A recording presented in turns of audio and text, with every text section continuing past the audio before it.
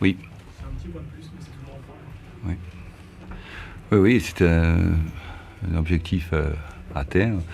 On était venu pour, comme on le fait début de saison, à l'extérieur, essayer de gratter des points. Alors bien sûr, toujours, comme tous les entraîneurs, notre ambition, je suis redondant, je répète, notre ambition c'est d'en prendre 3, effectivement, mais l'objectif principal c'est de gratter des points, de faire match nul, donc surtout avec une équipe vraiment très remodelée, c'est intéressant d'avoir changé complètement l'équipe et puis que les garçons aient pu repartir satisfaits d'avoir gratté un point contre l'équipe de Niort des Chamois qui font une très bonne demi-saison comme nous. Donc c'est satisfaisant, surtout que j'étais en observation de mon équipe parce qu'on a complètement modifié complètement le cœur du jeu et l'ensemble d'équipe, quoi. Donc on était un peu, le staff et moi, dans l'expectative de voir ce qui allait se passer, quoi. Voilà. Justement, c'est le cœur du jeu. Vous avez deux jeunes, Vélo et Jacob, qui sont mis au niveau. Oui, voilà, ils se sont mis sur ce match-là, ils se sont mis au niveau, c'était intéressant. Volontairement, je termine je les laisse sur le terrain volontairement pour voir effectivement si je prends le risque, s'ils sont capables de tenir le score en jouant en milieu défensif tous les deux, et ça s'est bien passé, et c'est intéressant parce que effectivement notre équipe était vraiment très complètement modifiée par rapport à ce qu'on a vécu depuis plus de 5 mois, depuis 6 mois. C'est complètement modifié. C'est la première fois qu'on joue dans cet aspect-là, dans cette composition d'équipe avec beaucoup de jeunes, quoi. Voilà.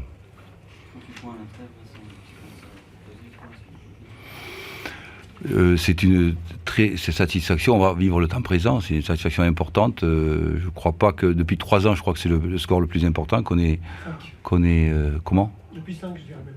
Ah bon, d'accord. Depuis le retour en Ligue 2, c'est le meilleur total. Oui, mais bon, le problème c'est que moi je savais pas avoir. C'est juste ce que j'ai vécu moi, quoi. Et oui, voilà. Donc c'est un score très intéressant parce que, comme je vous le dis, quand on débute la saison en Ligue 2, on a toutes les ambitions et tous l'ambition d'être dans les 3 premiers, tous les clubs.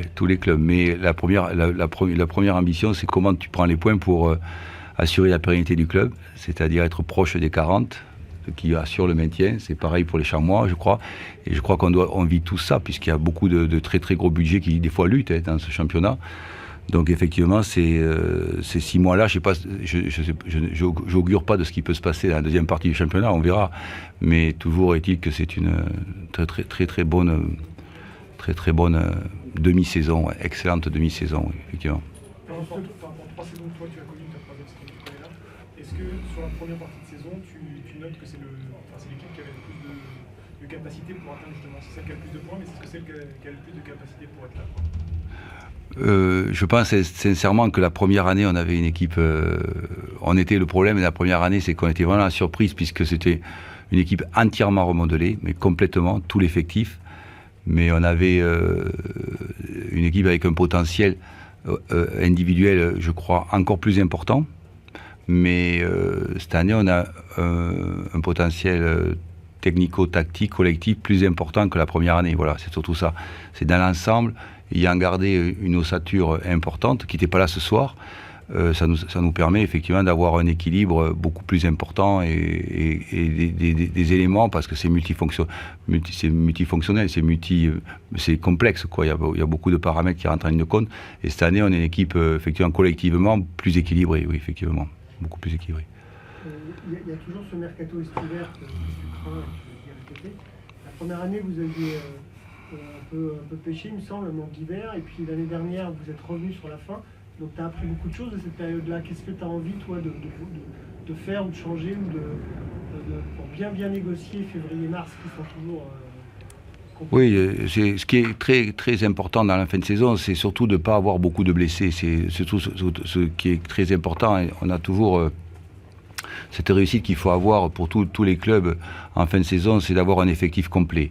Mais le mercato d'hiver, c'est quelque chose pour les entraîneurs qui est une pénalité, je trouve. Parce que dans l'histoire du mercato d'hiver, moi je ne me réfère pas à mon opinion personnelle, dans l'histoire des mercato d'hiver, c'est très souvent, très rarement, ça bonifie très rarement les clubs, le mercato d'hiver.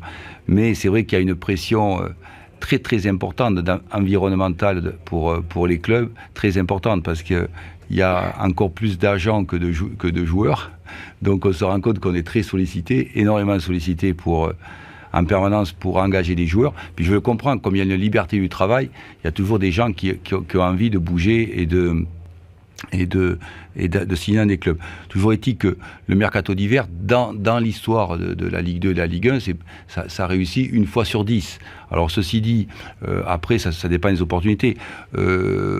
Moi, quand j'étais dans les clubs précédents, en général, quand on recrutait l'hiver, c'était pour se renforcer à partir de juillet prochain. C'est-à-dire faire venir des garçons, voilà, pour 2 ou 3 ans, mais qui venaient pour s'adapter entre janvier, février, mars, avril, mai, qui venaient pour s'adapter et pas forcément apporter un plus dans l'immédiat. Parce que c'est très rare, ça arrive une fois sur 10, à peu près, que ça apporte vraiment quelque chose de conséquent sur les 5 mois qui viennent. C'est surtout que ce qu'on a envie, au-delà du mercato d'hiver qui est là, mais qui stresse beaucoup tous les entraîneurs, évidemment, parce que c'est la cohérence et la cohésion, le collectif qui prime. Et ce qui fait flipper toujours, c'est pour un entraîneur, c'est de terminer, parce que ça m'est déjà arrivé, de terminer les 10 derniers matchs bien avec un effectif complet sans blessure. C'est surtout ça qui fait flipper, parce que ça m'est déjà arrivé, moi, de perdre 4 ou 5 titulaires dans les 2 derniers mois. Et là, ça devient... c'est pour ça que c'est intéressant, par exemple, de prendre des risques avant la trêve et de faire jouer plein de joueurs, plein de jeunes, de les habituer à la Ligue 2, quoi. Voilà. Mais pour ce qui est du mercato d'hiver, quand vous demandez à l'entraîneur, voilà, c'est toujours des périodes très compliquées, très difficiles, parce qu'il y a beaucoup de gens qui cherchent, qui ont envie de s'engager dans les clubs, mais c'est pas pour ça, dans l'histoire de ce championnat professionnel, que ça apporte souvent un plus indéniable, quoi. Ou alors, il faut qu'il y ait des manques importants. Ça nous est arrivé, nous, il y a 2 ans, quand on a engagé Quentin Bernard et Yo, Gatien, c'est parce qu'on avait des manques très, très, très importants, on était vraiment démunis. Et là, oui, c'est intéressant. Là, on peut pas dire qu'on soit complètement démunis. Après, il faudra voir les opportunités, quoi, voilà. Est-ce que tu as un mot sur la prolongation de Bernard Chardonnay qui enchaîne plusieurs matchs? Oui, mais pour Brennan, je suis très satisfait pour lui, il doit être très content. Mais il était notre 3e meilleur central et voilà, donc on se rend compte que dans les défenses centrales, pour partout, il faut avoir minimum 4 défenseurs centraux qui puissent participer, et il le savait, donc et c'est intéressant parce qu'il peut effectivement, c'est capital pour construire une équipe d'avoir 4 défenseurs centraux et de les concerner. Là, lui, le numéro 3, il est concerné, et si je pense qu'il doit être très heureux, très satisfait, mais moi aussi. Marc, si on connaît bien, du coup, pour reparler, faut attendre janvier et on attend 3-4 points de plus, et puis là on peut en parler d'autre chose, quoi, du coup, c'est ça? Non, mais je pense que très sincèrement,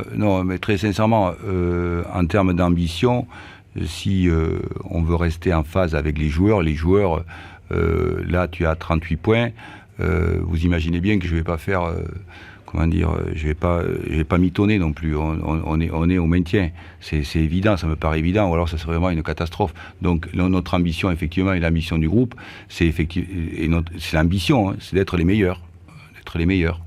Je pense que c'est l'ambition de plein de clubs, d'être les meilleurs, d'être plus forts que tous les autres. C'est notre ambition.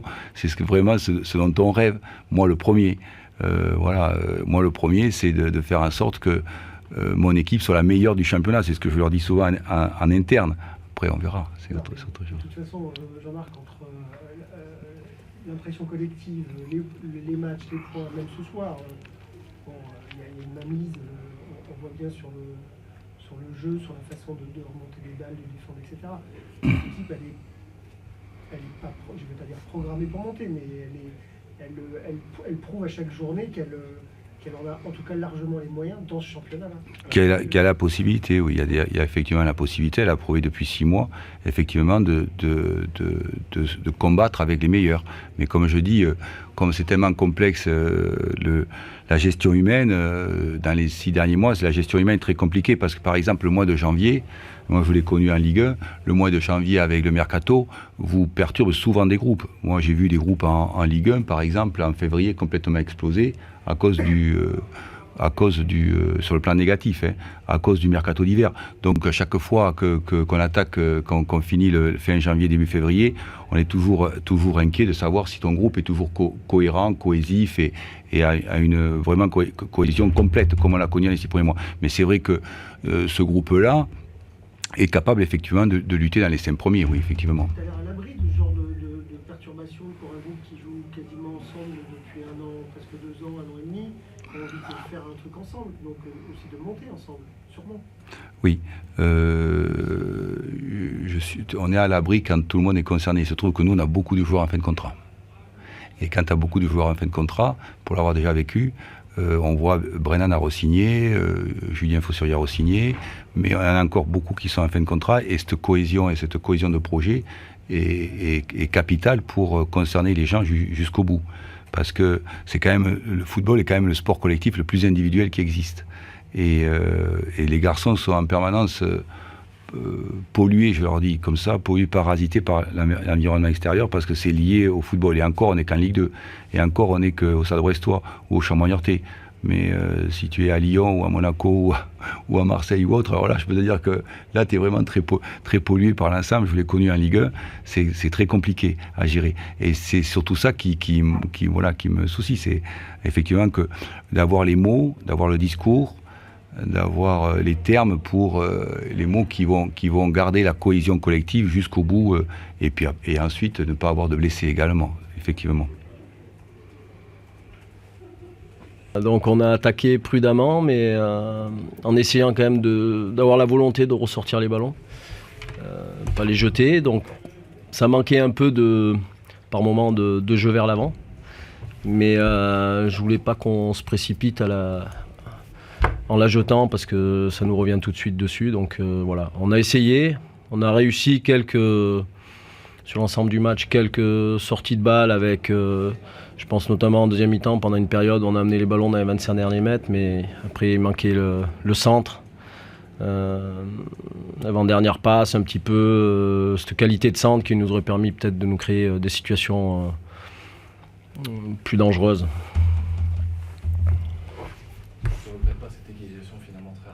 Si, je la regrette parce que on avait fait le plus dur en marquant.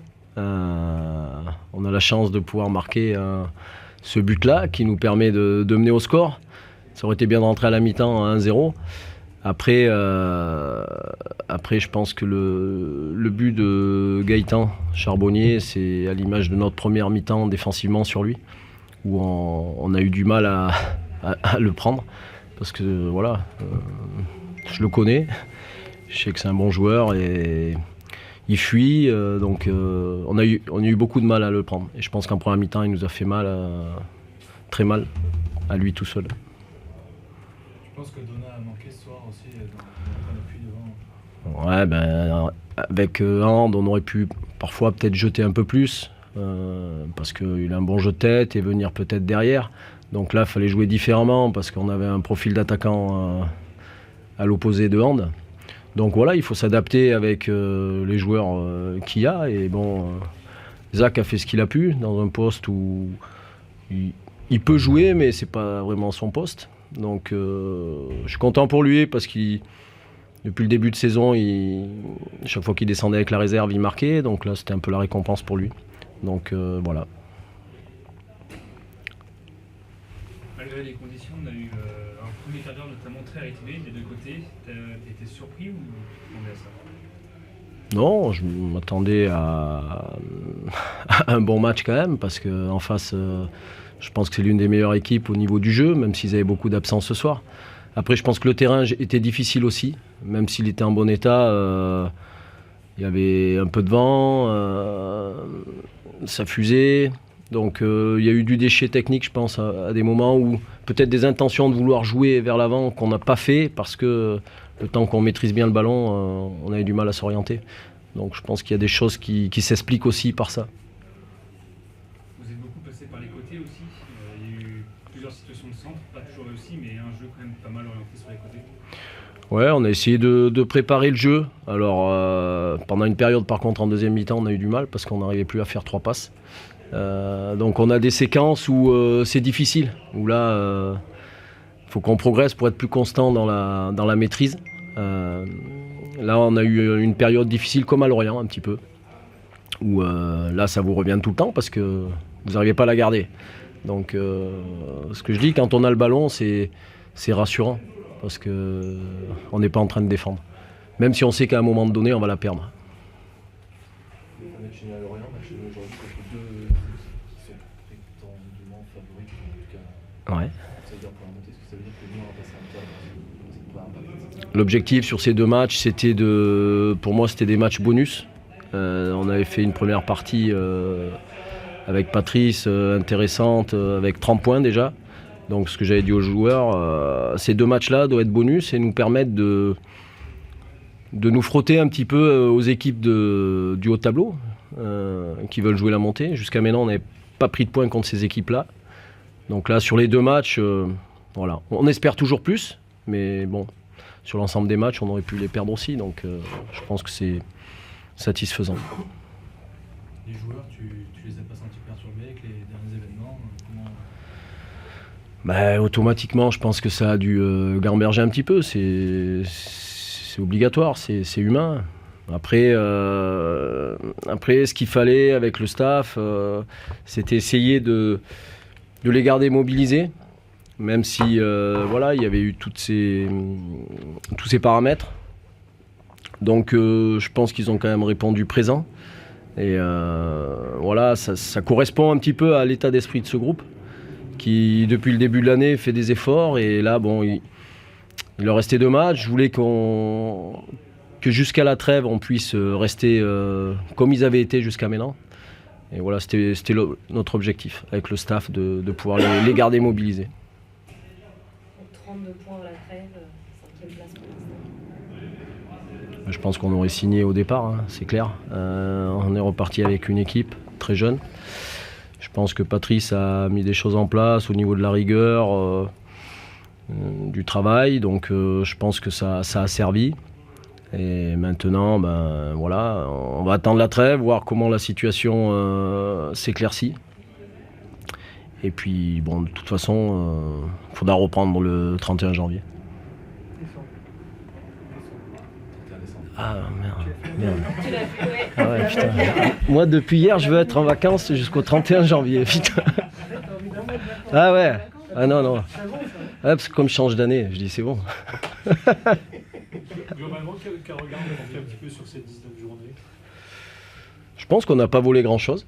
Tous les points qu'on a acquis, je pense pas qu'on les ait volés. Voilà, je pense que on a ce qu'on mérite. Une équipe généreuse avec encore des lacunes, mais une équipe qui court beaucoup, qui est dans un esprit très bon pour l'instant. Donc ça, il faut le conserver parce qu'on sait que dans le foot, c'est très fragile. Aujourd'hui, ça va.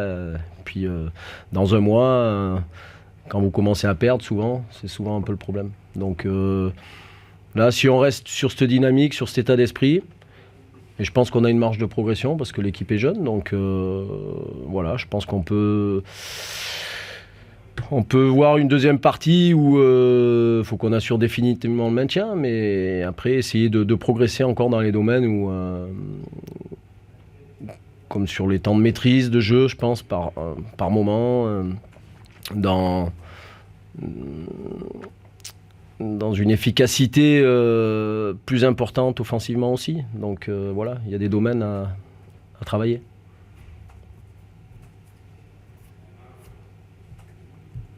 T'es invaincu sur ton intérim, t'as pas envie que ça aille plus loin un peu? Non, mais là n'est pas le souci. De toute façon, voilà, le club m'avait demandé de prendre le match de Lorient, de Brest. Donc là, il y a la trêve qui va permettre aux dirigeants de voir avec Patrice aussi. Donc voilà, on verra ce qui se passe pour la suite.